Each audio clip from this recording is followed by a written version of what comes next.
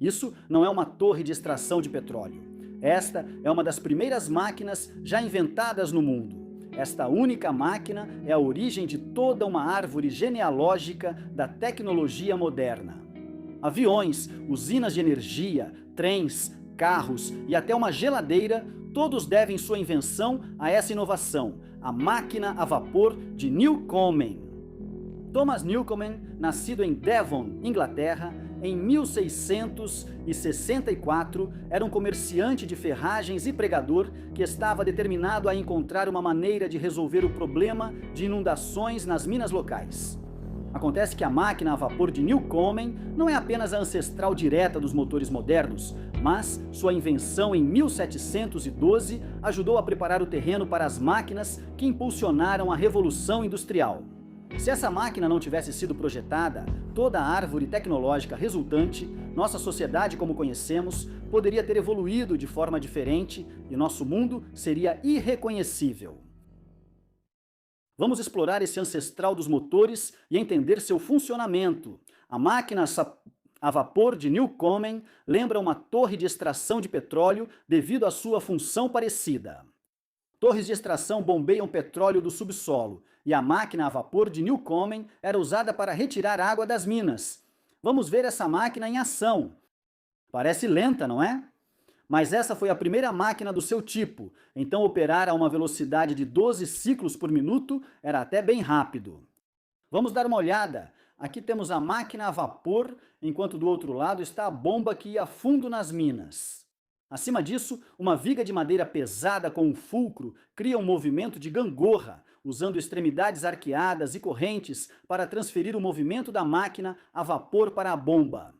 Esses movimentos de bomba e gangorra já existiam, mas o realmente revolucionário era a máquina a vapor. Vamos focar nisso. Aqui temos um pistão, um cilindro, um tanque de água fervente com fogo embaixo, um tanque de água e um conjunto de válvulas. Para iniciar o ciclo, o lado da bomba é mais pesado, então o pistão é puxado para cima. Enquanto isso acontece, vapor quente está enchendo o cilindro e quando a câmara está cheia, ela é selada fechando essas duas válvulas. Em seguida, a válvula que conecta a água é rapidamente aberta e um jato de água resfria o vapor, e então a válvula se fecha. Esse resfriamento faz com que o vapor passe de gás para líquido novamente. Ou seja, ele se condensa e, como resultado, a pressão exercida de dentro do cilindro cai drasticamente, criando assim um vácuo. Com a pressão da atmosfera acima do pistão e um vácuo abaixo, o pistão é empurrado para baixo e isso gera potência. O movimento é transferido pela balancim e usado na bomba para retirar água das minas, etapa chamada de curso de trabalho. Com o pistão embaixo, o ciclo reinicia e as duas válvulas se abrem. O vácuo é quebrado e o vapor entra rapidamente, enquanto a água líquida condensada sai pela lateral e o ciclo se repete. O peso do lado da bomba levanta o pistão enquanto a câmara se enche de vapor.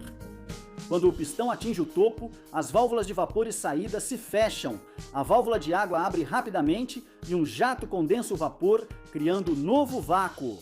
O pistão desce, ambas as válvulas abrem, o vácuo é quebrado, o vapor entra e o líquido sai pela lateral. O peso do outro lado puxa o pistão para cima e o vapor enche o cilindro. Espere, calma. Antes que a gente fique preso em um ciclo, vamos pausar o processo e olhar de perto para o cilindro de vapor para entender melhor como ele cria força suficiente para mover essa enorme viga de madeira e bombear água. Para isso, vamos dar um zoom para podermos ver as moléculas se movimentando. Na parte de baixo, temos o cilindro de vapor. No meio está o pistão e acima dele está o ar da atmosfera.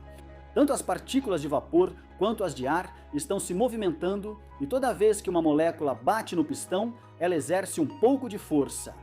A força das partículas de ar batendo sobre a área do pistão é chamada de pressão, e como a atmosfera está exercendo uma força sobre essa área, chamamos isso de pressão atmosférica. Então, nesta etapa do ciclo, temos o pistão no topo, com o cilindro cheio de vapor, bem antes da válvula com o jato de água fria ser aberta. As duas pressões, tanto das moléculas da atmosfera quanto das moléculas do vapor, se igualam. Agora, quando a água é introduzida no vapor, ela esfria o vapor e, com isso, diminui a velocidade das moléculas de vapor. À medida que o vapor desacelera, eventualmente começam a se formar ligações intermoleculares entre as moléculas de água no estado gasoso ou, em termos mais simples, o vapor passa de gás para líquido. O líquido forma gotículas, cai ao fundo do cilindro e se acumula na parte inferior. No entanto, agora você pode ver um desequilíbrio de forças. A atmosfera ainda está pressionando o êmbolo para baixo, mas agora que o vapor se condensou em líquido, não há muita força empurrando para cima pela parte de baixo do êmbolo. Essa falta de força sustentando o êmbolo significa que ele é empurrado para baixo pela pressão atmosférica acima dele, e essa falta de pressão é chamada de pressão de vácuo. Tecnicamente, isso é um vácuo parcial, pois o cilindro não estava totalmente vazio de vapor. Mas, independentemente disso, esse desequilíbrio entre a pressão atmosférica e o vácuo é de onde vem a força para mover o êmbolo e a bomba. Além disso, é por isso que a máquina de Newcomen é chamada de máquina atmosférica. Ela usa a atmosfera para movê-la no curso de potência, e a pressão máxima do vapor no cilindro nunca supera significativamente a pressão atmosférica. Os motores a vapor com os quais estamos familiarizados usam vapor de alta pressão, às vezes centenas de vezes a pressão atmosférica. Mas no início dos anos 1700, os recipientes que podiam suportar alta pressão eram pouco confiáveis, e explosões mortais eram possíveis. Certo, vamos continuar. Agora que entendemos o conceito de criar um vácuo, deixe-me te perguntar uma coisa. Se eu pegasse 1 litro de água líquida e fervesse tudo, transformando em vapor, qual seria o volume ocupado por esse vapor? Considerando que está a pressão atmosférica e não comprimido, talvez ocupasse 10 litros de espaço, talvez 100 litros? Bem, o volume de 1 litro de água líquida fervida e transformada em vapor ocuparia quase 1.700 litros de espaço. Isso é uma expansão absurda. Esta é uma garrafa de 2 litros de água. Vamos ferver tudo isso e, sem pressurizar o vapor, ele vai ocupar um espaço muito maior. Na verdade, 4 geladeiras grandes. Agora vamos reverter o processo. Vamos começar com um cilindro enorme de 425 litros de vapor à pressão atmosférica, como fazemos com o motor de Newcomen. Agora vamos resfriá-lo e o gás se transforma em um pouco mais do que uma xícara de água líquida. Você pode ver que, de muito vapor se movendo, quando condensado, obtemos apenas uma fração desse volume em água líquida.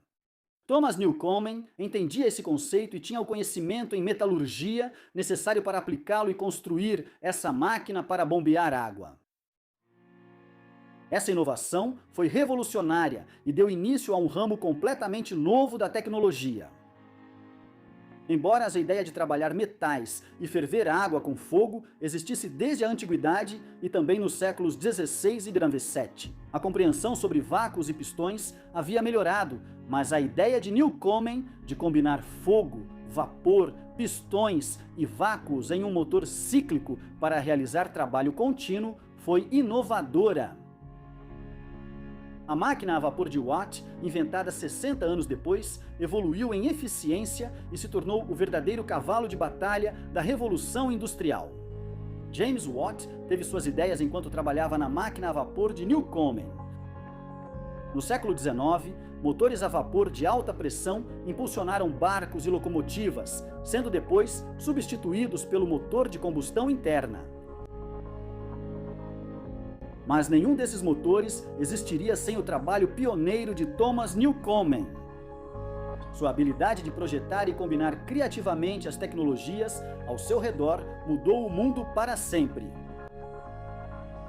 Fique ligado para o próximo vídeo desta série de 2 partes, onde exploraremos máquinas de tração a vapor e detalharemos o funcionamento das máquinas a vapor. Obrigado por assistir.